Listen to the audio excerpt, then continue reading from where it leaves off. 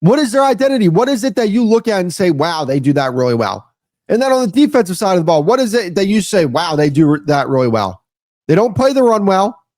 They're a mediocre pass rush team. Their secondary is bad. So what do they do well?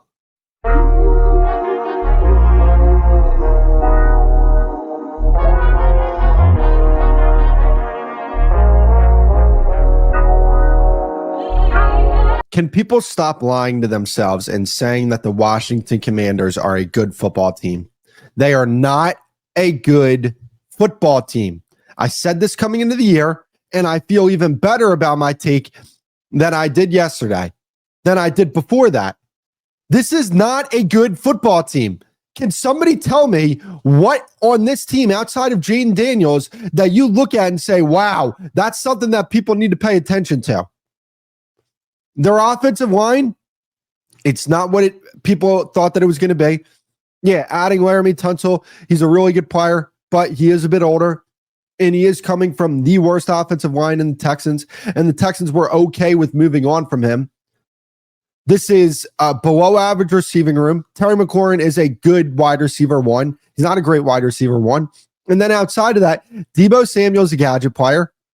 Noah Brown is their number 2 wide receiver. I mean, what are we doing here? They're starting a 7th-round pick at running back with Krosky Merritt.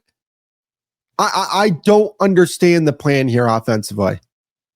Then you look at the defensive side of the ball. Where are they good on the defensive side of the ball? Linebacker? Even still, like Bobby Wagner is like 35, 36 years old. You have Frankie Louvu there. The defensive line's not good. The secondary is really bad. Where is this team a good football team?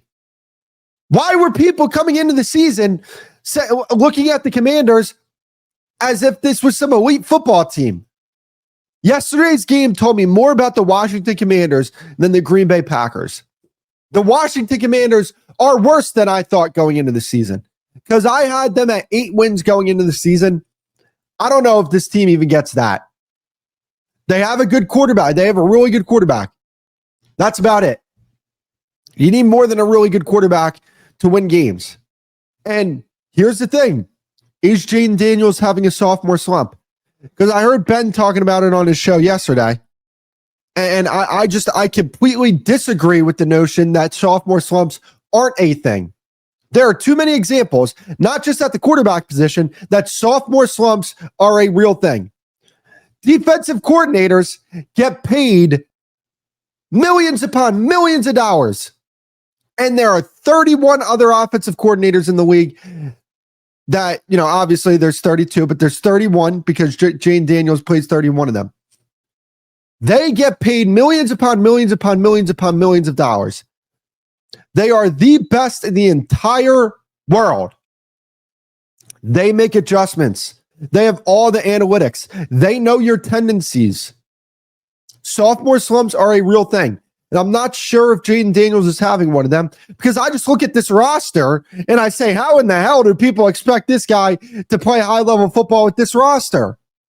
It's not a good roster. Going into the year, I said, hey, they beat up on a lot of bad teams last year. That put them in position to make the playoffs. And then they hit a little bit of a hot streak in the playoffs. That's what happened with the Commanders last year. When I look at them this year, a lot of their best players are getting older that are old. This is an old football team. Don't let Jaden Daniels confuse you. The fact that he's a second-year quarterback. This is an old football team. I mean, you're talking about Zach Ertz, Bobby Wagner, Laramie Tunsil. I mean, you can go down and down the line. Von Miller is their defensive end. You could go down. Marshawn Lattimore, another guy. This is an old football team. This is not some young and upcoming football team. They have not drafted well enough over the past few years for me to look at this team and say, they're a contender in the NFC. I had them finishing 4th in the NFC East this year. Now, I'm probably wrong about that because the Giants, holy cow. I can't even imagine how actually bad they are. But I'm not going to be far off. This team's not better than Dallas or Philly. There's no argument to be made at all.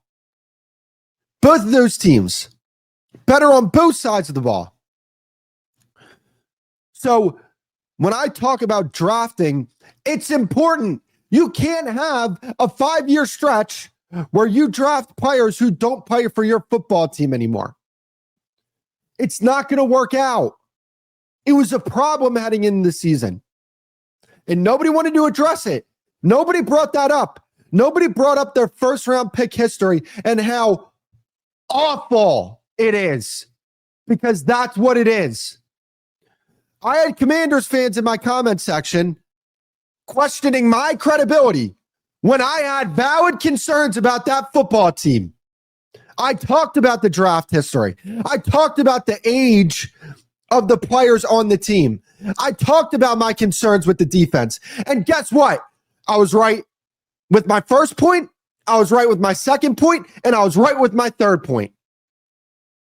I do not want to hear it anymore. The Washington Commanders have a lot of work to do on this roster. This is not a team that's going to make the playoffs this year. This is a team that's going to struggle to win 8 games.